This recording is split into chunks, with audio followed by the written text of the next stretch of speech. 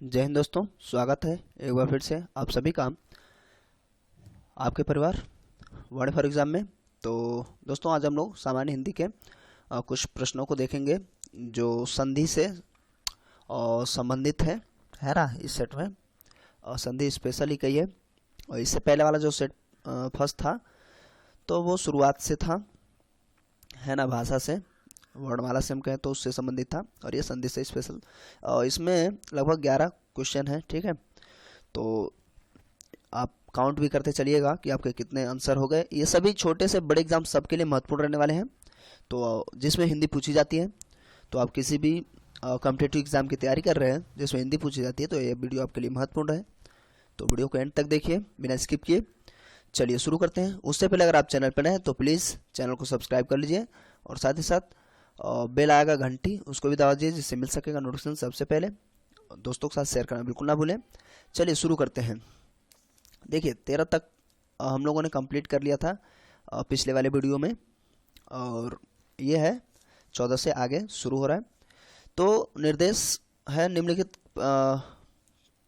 प्रत्येक प्रश्न में दिए गए शब्दों में प्रयुक्त संधि का प्रकार चयन करके उसके नीचे दिए गए विकल्प में से यानी आंसर चुनिए। कुल मिला के ये है। तो शुरू करते हैं। देखिए कविश्वर, तो कविश्वर कौन सी संधि हो जाएगी? व्यंजन संधि, स्वर संधि, गुण संधि, दीर्घ संधि। तो आपके पास 2 पल का समय है, सोच के बताइए।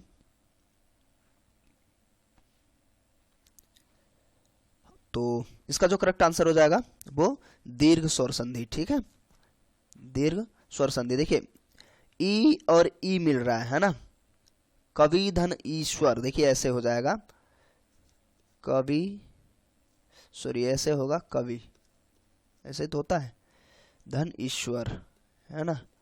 तो ई और ई मिल रहा है तो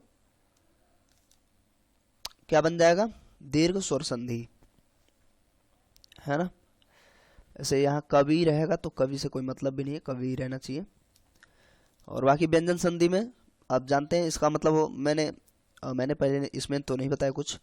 इसका मतलब यह है कि चीज़ें जैसे हाफ होने लगे, जैसे इसमें स्वर है तो कुछ शुरू होके बीच में अक्षर आधा होने लगे तो वो समझ लीजिएगा लगभग लगभग व्यंजन संधि है। ऐसा ज़रूरी भी नहीं है, लेकिन आमतौर पे लगभग लगभग व्यंजन संधि है। और इसको डिटेल्स में हम लोग कंप्लीट करेंगे। तो चलिए आगे देखते हैं दूसरा। इसका भी आंसर बताइए। संसार, इसमें कौन सी संधि है? स्वर संधि, विसर्ग संधि, व्यंजन संधि, या इनमें से कोई नहीं? आप अपना आंसर सोचिए और लास्ट में आपको काउंट करके ईमानदारी से बताना है। तो ठीक है। तो इसका जो करेक्ट आंसर हो जाएगा व्यंजन संधि, क्योंकि ये जो होता है समधन सार, ठीक है।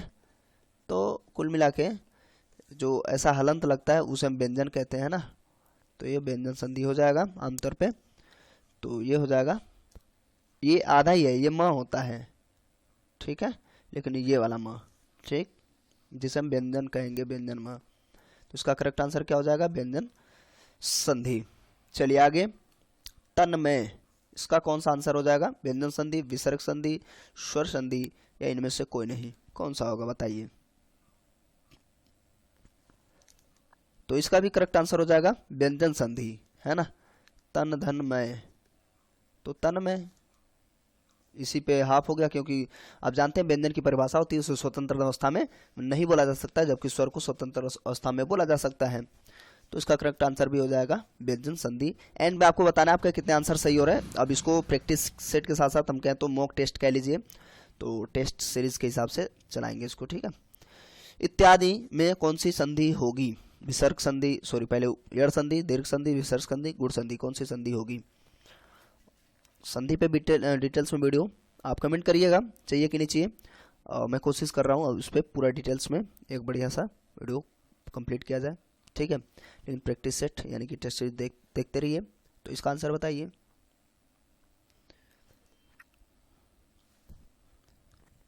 तो इसका हो जाएगा करेक्ट आंसर यड़ संधि, ठीक है। इति धन आदि, तो यड़ संधि हो जाएगा, ठीक है।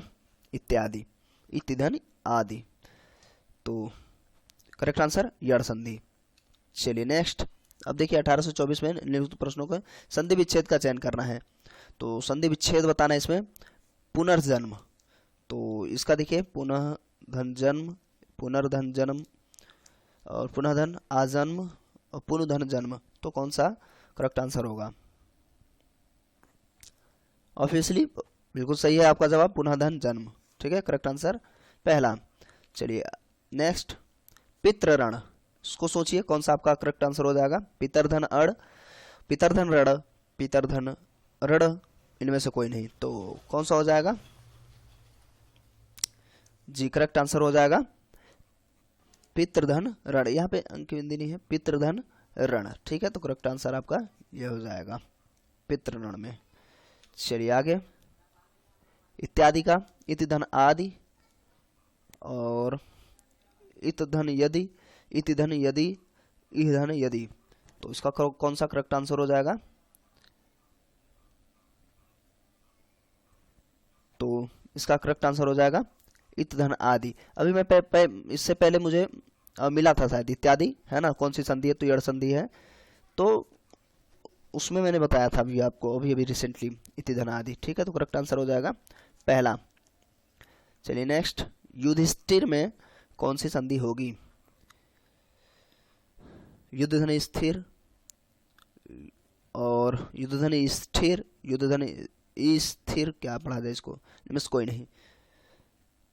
तो इसका जो करेक्ट आंसर हो जाएगा युद्ध धन स्थिर, युद्ध धन स्थिर, युधिष्ठिर। ठीक है, करेक्ट आंसर पहला हो जाएगा। नेक्स्ट, जगदीश, जगदीश का क्या हो जाएगा? जगत धन ईश, जग धन ईश, जगत धन ईश, जग धन दीश। कौन सा करेक्ट आंसर हो जाएगा? सोचिए।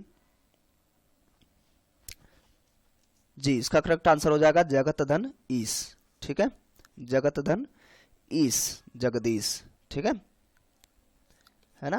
आपको दिख रहा होगा व्यंजन संधि है यहाँ पे। चलिए आगे, विलोप भी होता है, ऐसा नहीं है, बदल जाता है। कनकटा, कन धन कटा, कान धन कटा, दोनों रूप सही हैं, इनमें से कोई नहीं। तो कौन सा करेक्ट आंसर होगा? आप सोचिए।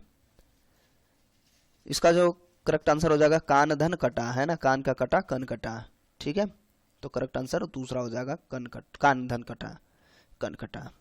रामायण में कौन सा मतलब इसका संधि विच्छेद है? राम धन अड़, राम धन आयन, राम धन अयन, रामाधन यन। जी बिल्कुल आप गलत सोच रहे हैं, ये गलत हो जाएगा। इसका ये नहीं है, अगर आप सोच रहे हैं, इसका करेक्ट आंसर हो जाएगा ये रामधन अयन। तो ये वीडियो यहीं तक था। कैसा लगा वीडियो कमेंट करके जरूर बताइए कि कितना आपका आंसर सही हुआ, वो भी आप बताइए। और चैनल पे अभी भी आप नए हैं तो प्लीज़ सब्सक्राइब लीजिए, साथ साथ नोटिफिकेशन बिल ऑन कर लीजिए, जिससे आपको मिल सकेगा नोटिफिकेशन सबसे पहले। दोस्तों के साथ शेयर करना बिल्कुल ना भूलें। चलिए मिलते हैं अगले वीडियो में, तब तक के लिए नमस्कार, जय हिंद, जय भारत।